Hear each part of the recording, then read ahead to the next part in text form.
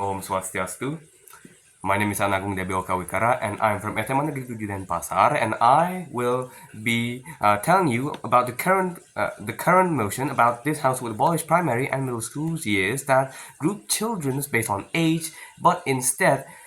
grouping them by their competencies and intelligence. So, whilst the same age could actually make sense in the current curriculum, but knowing how it actually also results in a not so same competence level, because it could also be challenging for both educators and also the students. Why? Because starting from the students, I could actually divide them by two levels, which is one could be the advanced levels and also the lesser levels, which both smart and less smart students. So starting with the advanced students, the advanced students could be disadvantaged by being held back, because by being held back, they're also being resulted by the slower curriculum that should be compelled to the more and far more average and also the lesser students, and they could also be slower to advance because they can't really advance on the slow curriculum, which makes them can't really advance at their own pace, at their own will, which also makes a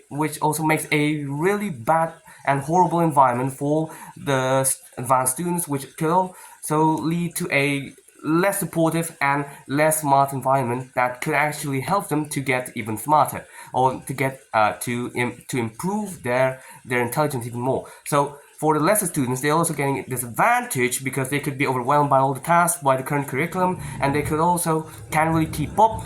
And by not keeping up, they can't really learn anything, which is already pretty much not really getting into the school's actual motives in the first place by not learning anything. And they could also always comparing themselves to the others, and others could also be being actually compared to the lesser students, which is also a really bad thing for them. And for the educators and also the special condition could also be an early students and a later students on the education, which is pretty much for the early. It could be for the gifted students, like he has the same age as an elementary, yet he could pretty much just pass from to the middle schoolers, and the same could be said, and for the opposite side could also be said for the late educationers, which is like has the same age of a middle schooler but has the same education level as a elementary students. And as for the educator, they also have a more actually has a more challenging part for this compared to the students, because they have to give different instruction depending on the two types of children I've said before, which is first, it's already time consuming, and it's also potentially not gonna benefit both students types, and they could also have to manage real hard to make both of these types of students to actually maintain these educations even more or even balanced, which could also lead to a big problem because it's hard to do, and it also makes it too fast for the lesson learners, and probably a bit of a caveman method, which is pretty much an ooga booga like method to the advanced type, which is pretty much doesn't make sense to them, but they need to do a big disadvantaging their mechanics on teaching just so the lesser student could actually keep up. Now, all of these challenges could all lead to one thing to the educator: a big fat burnout. By this burnout, they have to do both really efficiently, which pretty much by giving different instruction, and also have to do a hard management, which could also lead them to a big stress value, depression, and could also potentially is still not effective enough for both student types. So what is the result for this? It could result in an unbalanced human resources, which also the quality will decrease, especially in Indonesia, which will be set as a parameter, and the status quo also says that it will also create a high unemployment rate, because the current status quo also say that as well, and it also pretty much just slow the production of a competent people in general. And in Indonesia, they also tried to change the curriculum just 1 year ago into a Merdeka curriculum, and of course it doesn't really work, even though they just pretty much changing the class from like MIPA to from MIPA S and MIPA to ABCD, it still doesn't really work because it's still not getting the point, which is the age gap between the competent and the less competent students. So what will the mechanism or benefits of doing these these competent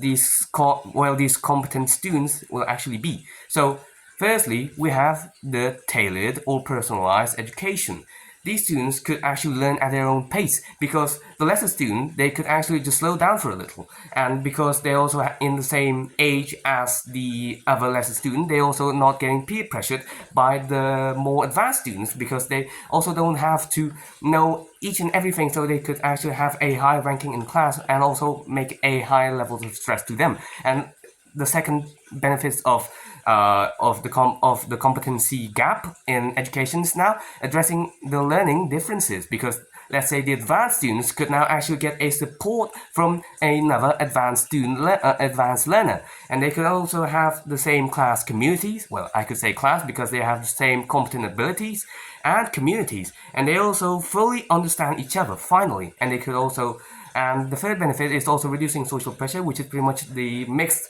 version of my first and second benefits. And also the fourth is reducing world challenges, which actually, because of the high filtering, of these competent and less competent students, which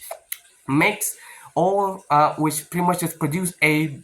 greater qualities and quantities of great human value, and yet still pretty much just have the same human quantities in the world. So how will the actual mechanism actually work? Because this is would change something from the age gap to the competency gap. So first of all, we have the assessment methods, which is developing the reliable and unbiased methods of assembling these students, and also competencies or intelligence by doing tests and etc. Or what's actually pretty much satisfy them. In conclusion, it's a test. For the second one is the teacher training. This teacher training is to teach the teacher on new curriculum, which is pretty much just makes the teacher to improvise to all of the new system currently available, which is the competency and intelligence level, and also the curriculum. And speaking of curriculum, the third mechanism is to make a new and flexible curriculum, which I will call the actual Merdeka curriculum. And this curriculum will also pretty much just benefits and works the same as the benefits I've said before. And so in conclusion, it's pretty much just these points will emphasize the benefits of shifting from age-based grouping to competency-based grouping in primary and middle schools, which is why we should propose to this motion, because the benefits and the mechanisms has already explained. It is better than not proposing it in the first place. Thank you for listening.